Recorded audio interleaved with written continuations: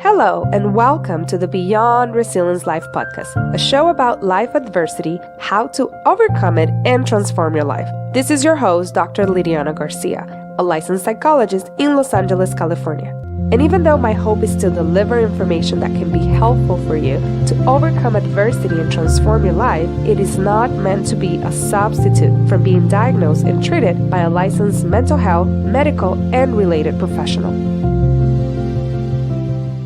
Season 1, Episode 7.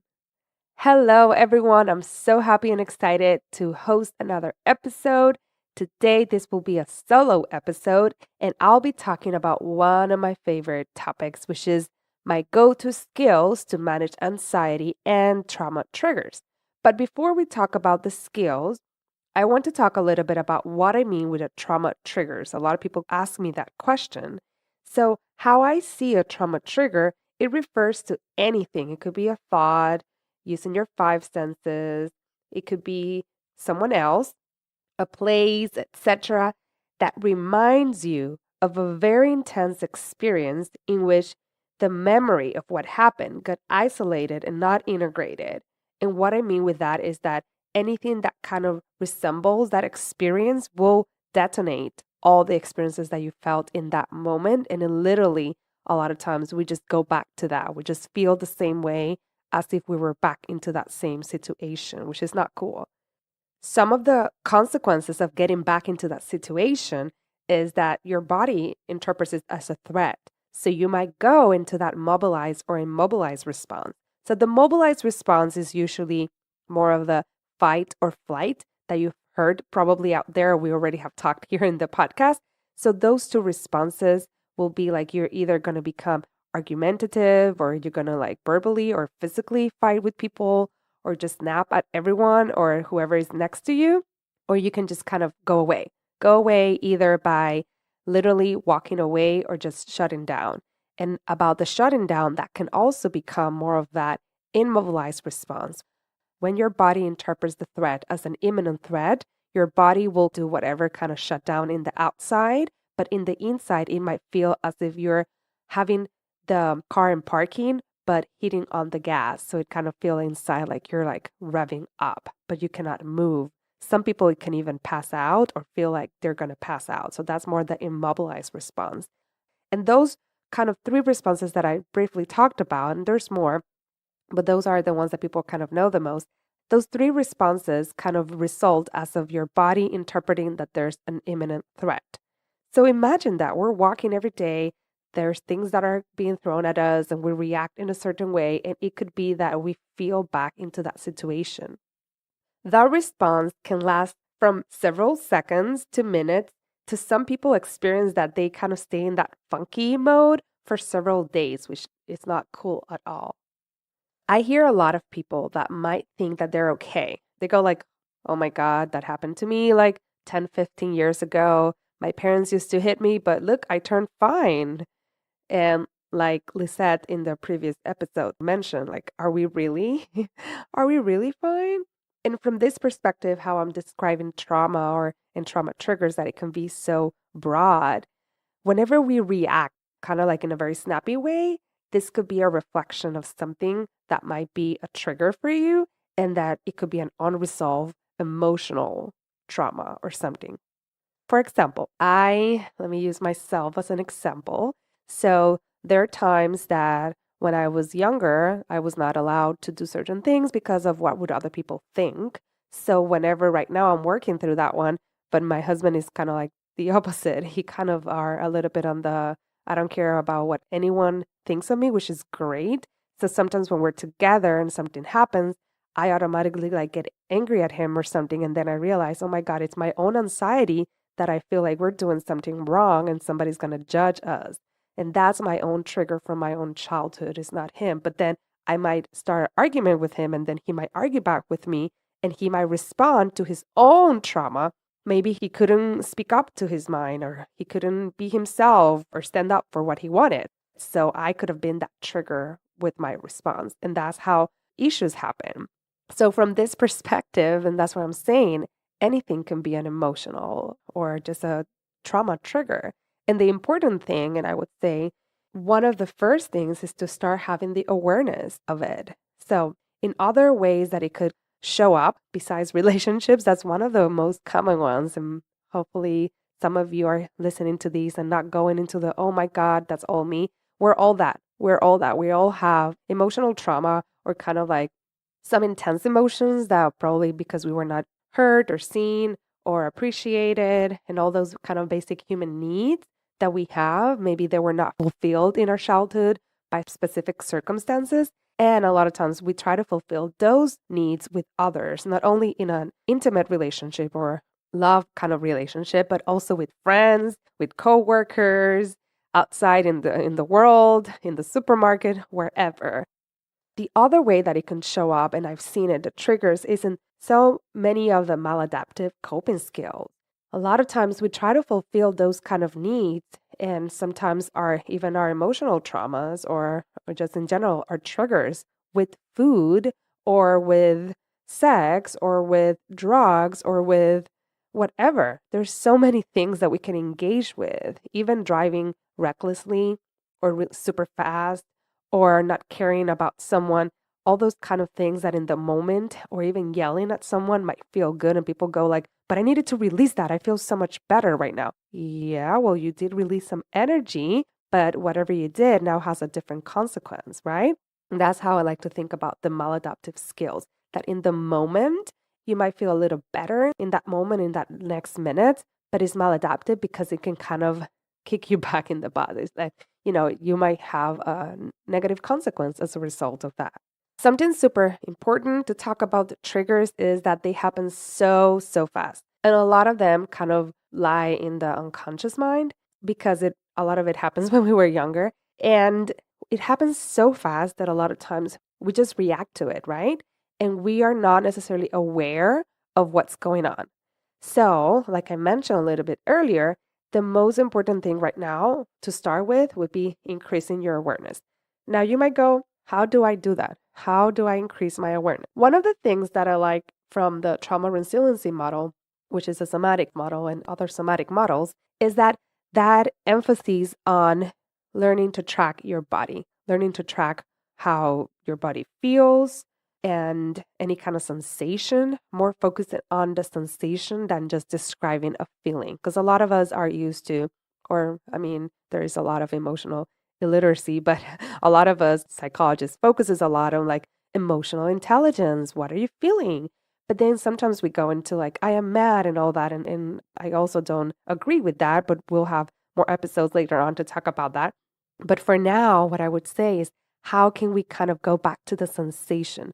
What is the sensation of those feelings in your body? And kind of like not necessarily put so much of the wording, but more of the sensation. For example, a lot of people, when they're mad, including myself, I get revved up inside.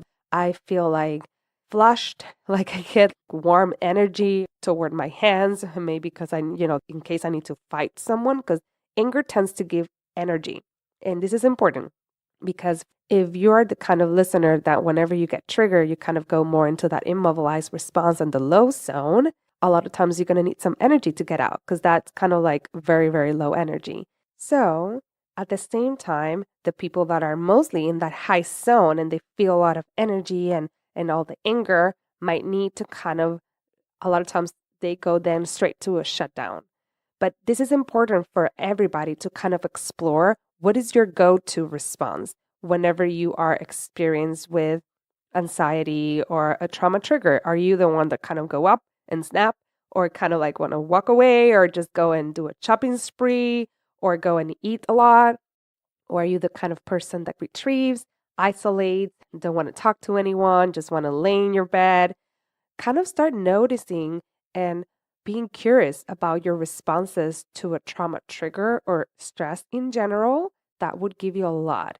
And then also kind of notice what happens. Like, are you the type of person that go to that low zone and stays there for like maybe a day or two and then has like an anger outburst and go all the way up to the high zone? Like, what are you? Like, how do you get back to feeling regulated? So that's one of the good questions for you to ask.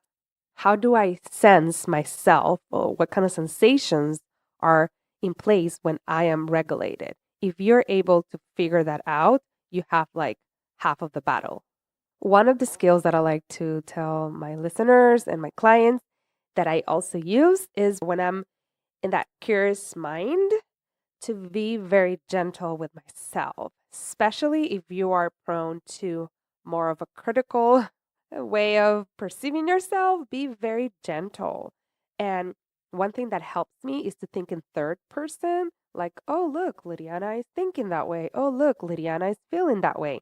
Because that kind of helps me to detach from the situation. And that tends to help me to decrease any kind of blame or guilt that I might feel as a result of actually seeing all my flaws and all my good things, because it could be very enlightening, and at the same time it could be very like, oh my god, I'm doing this, wow, my goodness. So if that is you and you're going through that, just know that we'll talk about some of the skills that could hopefully be helpful about it. Okay, I'm assuming that hopefully you got that in terms of that first step that is super, super, super important. And whether you're just going to kind of sit down and think about it, you can journal about it, but just to really reflect about your style whenever you get bumped out. Now, when you are regulated, usually one way that I like to explain it is that you feel in control of yourself. Like if something is thrown your way, you feel like you can handle it and you might not necessarily react against whatever was thrown, but also not against yourself. Like you kind of are more on that chill mode. So start noticing that. How is that in your body?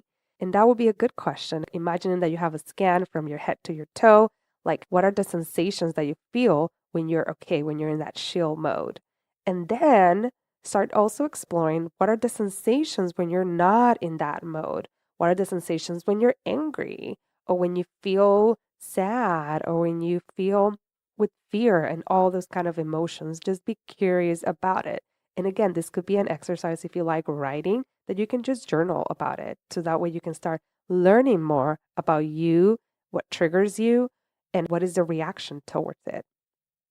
Besides this, then I would say the other piece, it's super important, is to start doing some of the skills that I'm going to talk, not when you are going through the dysregulation or when you're triggered. Yes, they're ideally used in those situations, but if you don't practice them prior to that, it's going to be almost impossible to access that. Because what happens is when we're dysregulated or when we're triggered, our cortex, our prefrontal cortex, that is usually in charge of our thoughts, our thinking, making decisions, planning, all those kind of things, they're called the executive functioning skills. They're kind of shut down because your brain is literally focusing on survival. So if you're in that moment and you're triggered, you're dysregulated, you feel like agitated, maybe your heart is beating super fast, you feel like tingly feeling, like you feel like you're going to pass out. You think in that moment it will be worth it to kind of be like, I'm okay, I'm okay, I'm okay, I'm okay. Your body's like, no, you're not okay. So in that moment, I usually go and try to help my clients and myself and the listeners to kind of go and do something in that moment for your body, something that is sensory based to kind of bring you back. Now, here's some of the examples. One would be a mindful pause. This would be one of those building block skills that I would recommend for you to try on a daily basis. So that way, when you're in that moment, you can pause because a trigger happens so fast that a lot of times we catch them after. We're like, oh my God, that was a trigger. I just snapped at you, right? So if you start doing the mindfulness pauses, then you might be able in that moment as it happening, you might be able to notice it and pause before reacting. And that's when you eventually stop that connection of event equal reaction. Okay. So, what is that? A mindful pause is just pausing throughout the day. So, one way that I like is I like flowers. I like looking at the vegetation and the trees. When I'm walking, I like to be conscious and mindful about the flowers that I'm looking at. I'm pausing from all my thoughts and what I need to do, where I need to go to just focus in the present in how they look. And I love seeing the buds and the ones that are open, the ones that are kind of dying. I love giving like talking to the flowers, telling them I see you, I see those colors, and describing how it looks like, more of experiencing. And now I'm even expanding the sensations to also feel in my body how it feels for me to appreciate the beauty in the flowers And that's one of the practices that I like to do it. Now, if that's not for you, you're not into flowers, just take pauses here and there. If you want to be very mechanic, you can put it like in your phone. You can put several alarm to go off, and that way you know in that moment to kind of just pause and notice whatever is around you. Use your five senses. There's more than five senses, but let's focus on those ones right now. So just use your five senses to kind of go, what am I looking around? What am I seeing? What is the sound?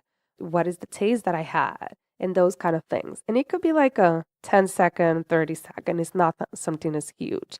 Ideally, if you can have some kind of meditation practice, then that could also help you, because there's been even research showing that the monks meditating, how that expands that area in the brain. It's like, it's not a muscle, but imagine that kind of idea that you're strengthening that area.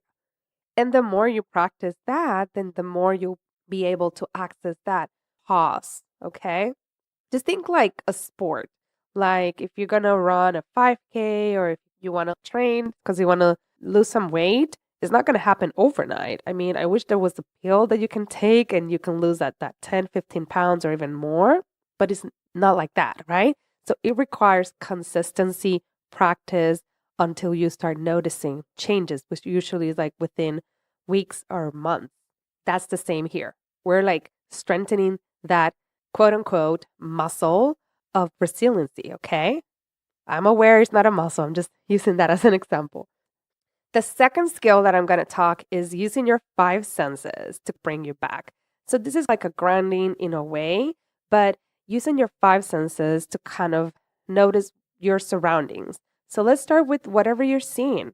If you're not driving at this moment and you're sitting and you're okay, just notice what you see around you and try to, even if there's an image, to just describe it. If there is something written, you can just say each letter. So that way you're just noticing what you are seeing outside. Also kind of think about or notice the sounds. What are the sounds that you're listening right now? What are the sensations, the things that you're feeling near you, even your clothing, or if you're touching something or touch something next to you? What are the smells in the room?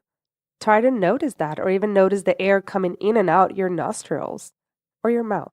And what about any taste? Any taste in your mouth, or if you have a glass of water or drink next to you, take a little sip of it and just notice and move it around. There's a lot of things that you can do with this sensation. And it's really, really cool when you do like the mindfulness eating and you kind of notice all the different taste buds inside and the texture and the biting and what happens in your mouth before you swallow it. It can be like a very enlightening and a very different experiences with food. So how to use your five senses. So that would be one way. The other resource, the number third, is a resource. Think of things that make you feel cozy, good, or just that it doesn't suck. I was in a training and somebody mentioned that sometimes for some people it's just something that doesn't suck. A place, an experience, someone that it doesn't suck. And then after you choose it, let me use my example. I love, again, the flowers, right? So this weekend I went to a place that had a lot of bloom flowers all over, had a lake, and that is one of my happy places, my cozy places. It doesn't have to be always happy place, okay? But I like to describe it. For me, I felt very happy in it. I felt very calm. So that is one of my places. So then if I use my five senses through it, I can really deepen the situation. I can just bring back into my awareness the things that I was looking around, the sounds, how it feel like the air in my skin, the sun in my skin, the whatever was my taste in that moment. I had some water there as well. And the smells of the flowers, the water, and all those kind of things.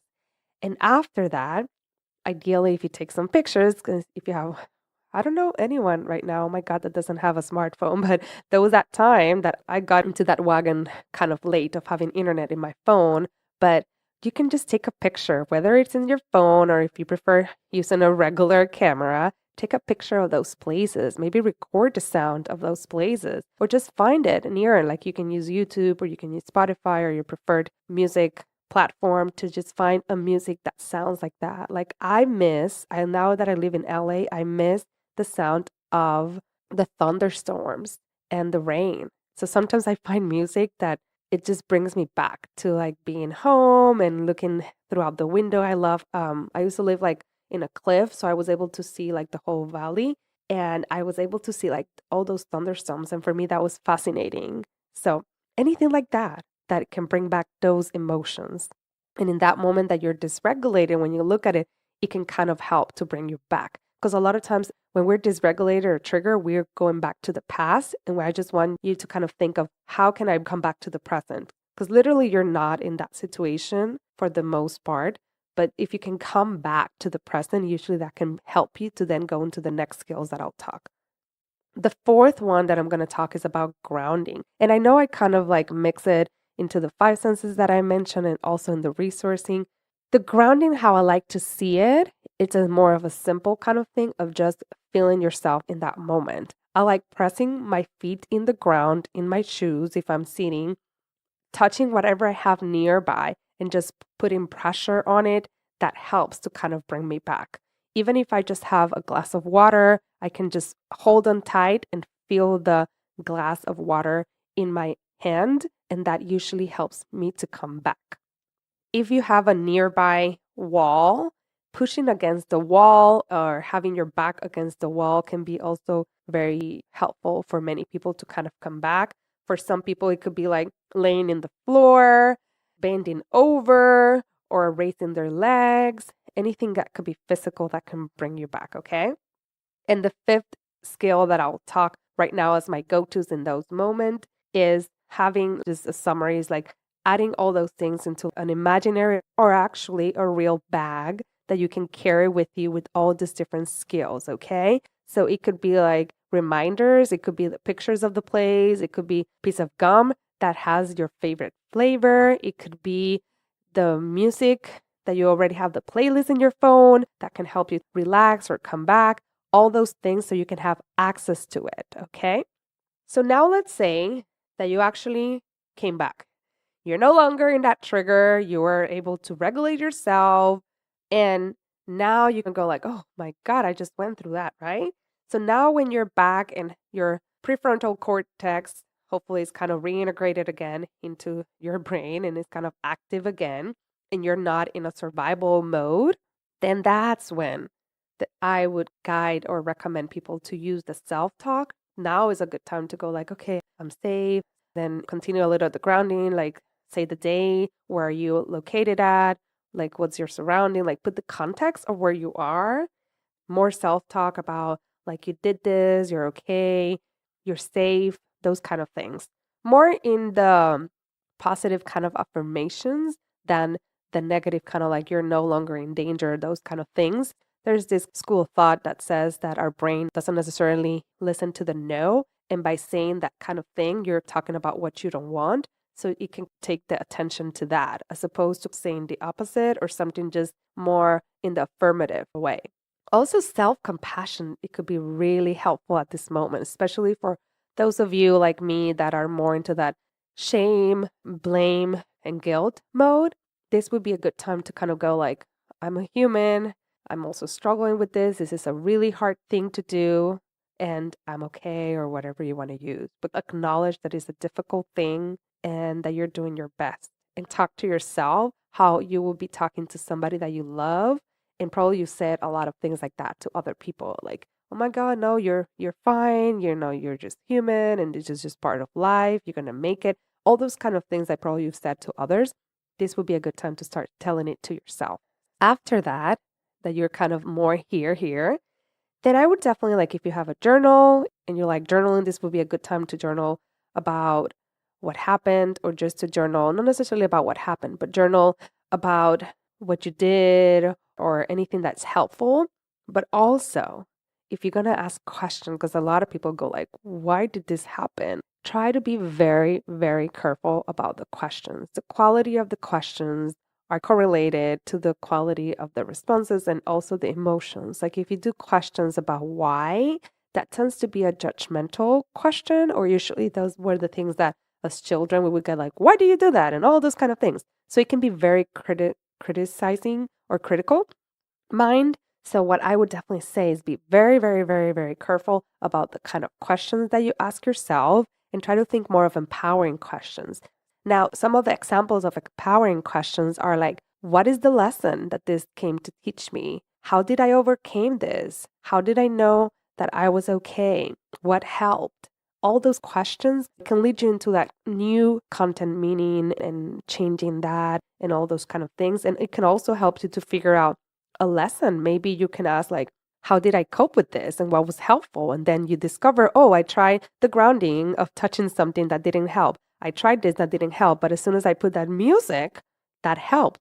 That is a great insight to have because now you know that from your tools, that was helpful for that situation. And then you can use it again, okay? And maybe you can also notice in that moment, what is the sensations in your body in that moment afterwards? And you can kind of, again, deepen that whole sensation. So now you know what it is to feel regulated.